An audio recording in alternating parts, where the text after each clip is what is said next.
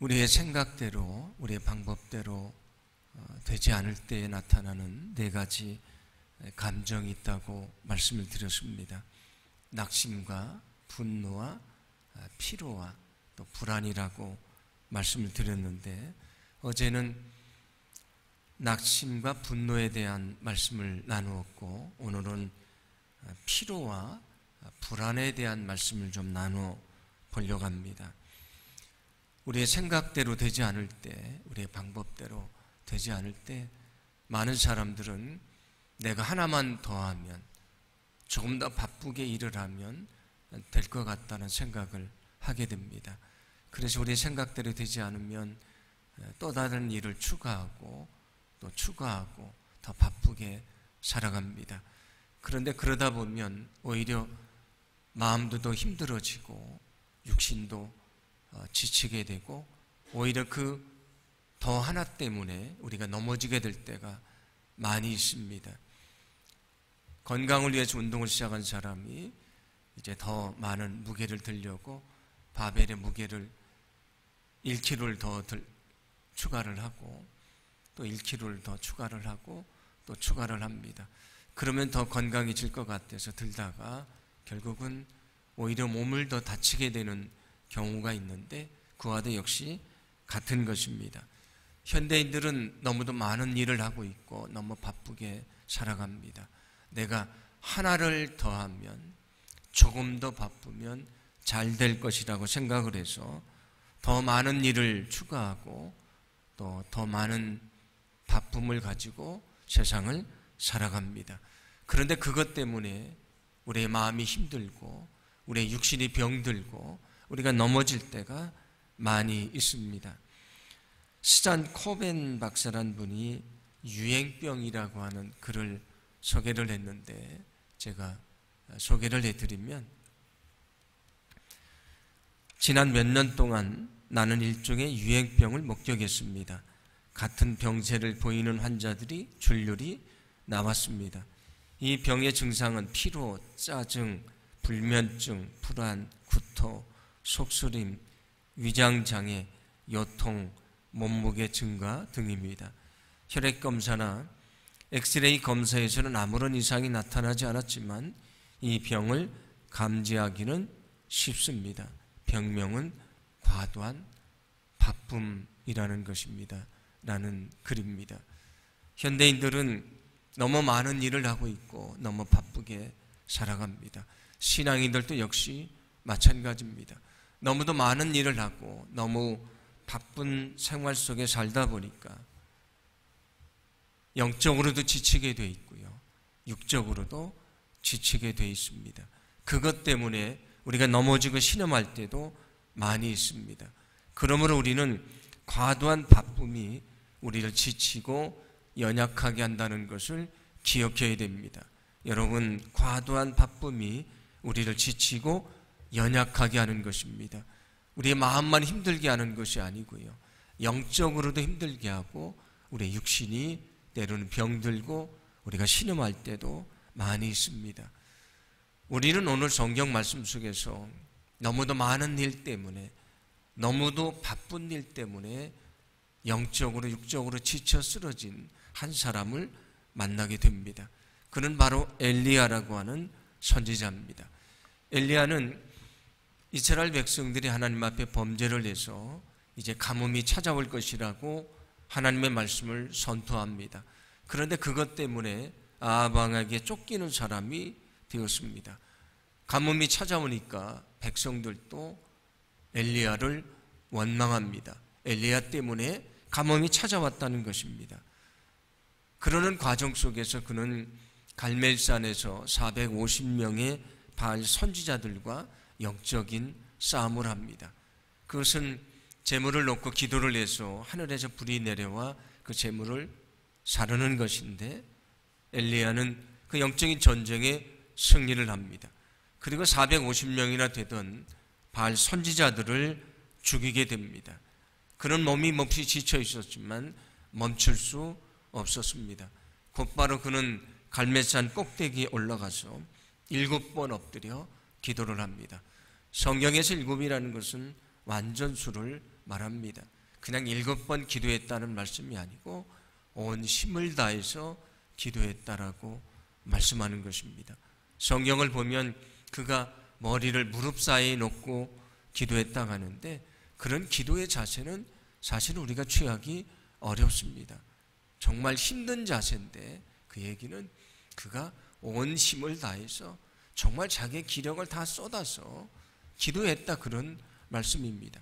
그리고 정말 비가 내리게 됩니다.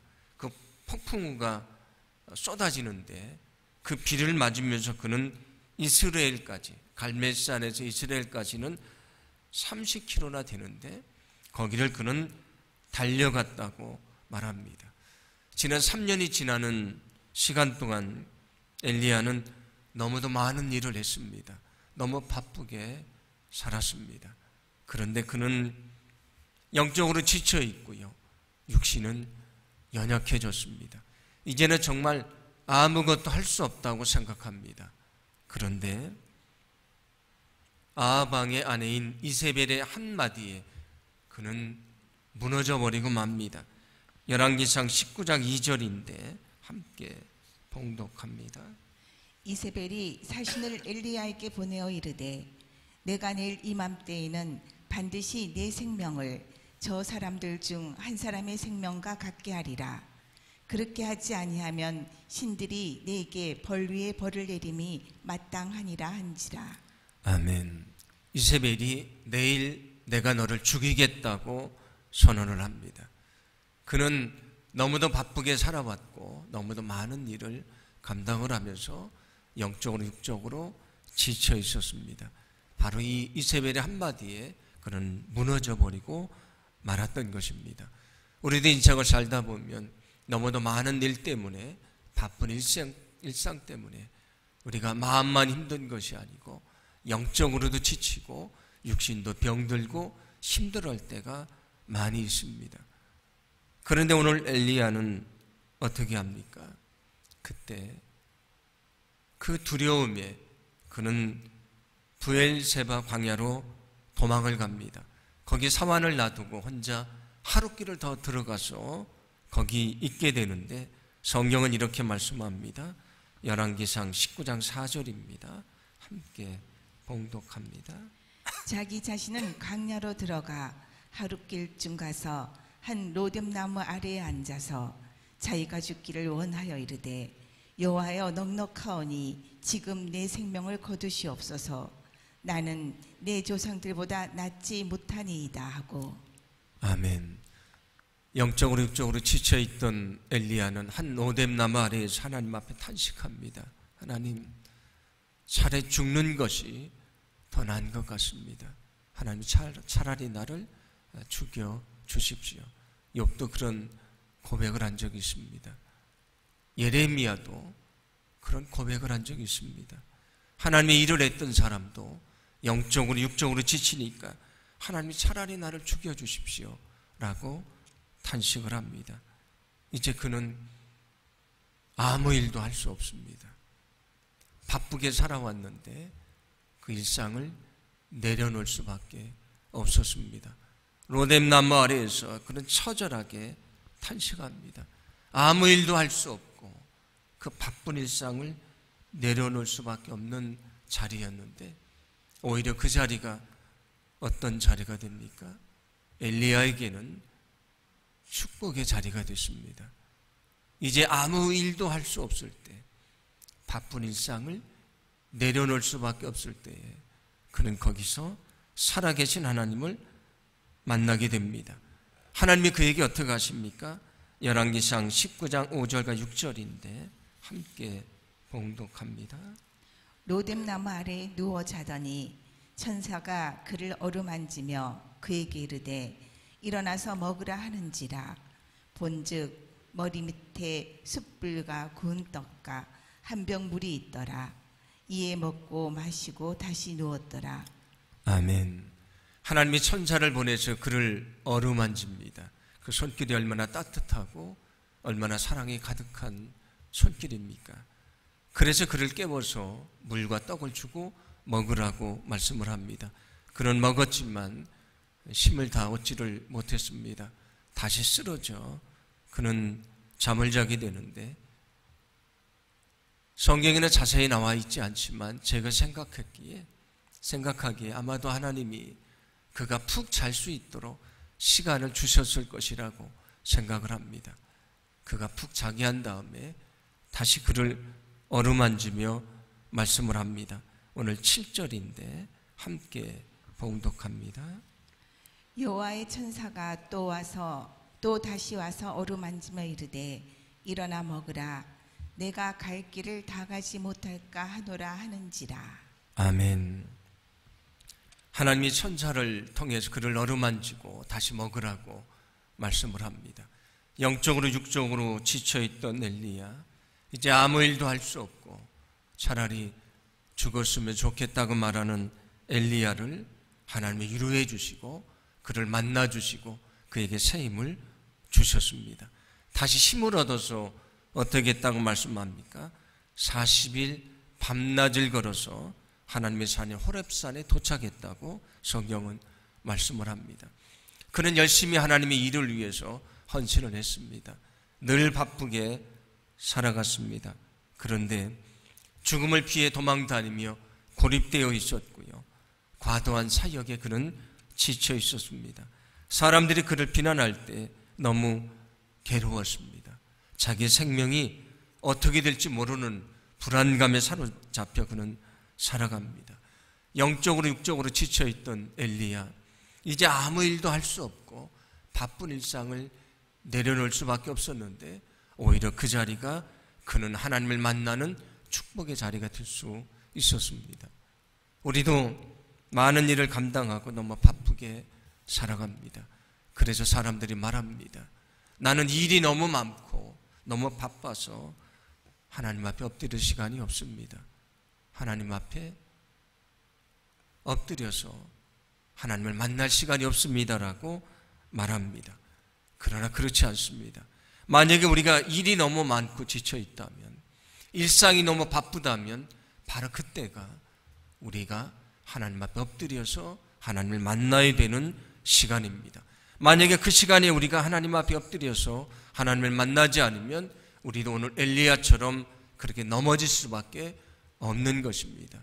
여러분, 세상의 바쁨을 뒤로하고 조용히 주님을 만나는 거룩한 시간을 가지시기를 간절히 소망합니다. 우리가 일이 너무 많다면, 너무 바쁘다면 오히려 그때 우리에게 절실히 필요한 것은 모든 일을 내려놓고 겸손히 주님 앞에 엎드리는 것입니다. 여러분, 우리가 또 한 해를 살아갑니다. 우리도 분주하게 한 해를 살게 될 것입니다. 많은 일을 감당하게 될 것입니다. 그러나 우리에게 주어진 일보다, 바쁜 일상보다 더 중요한 것은 우리가 조용히 엎드려서 하나님을 만나는 것입니다.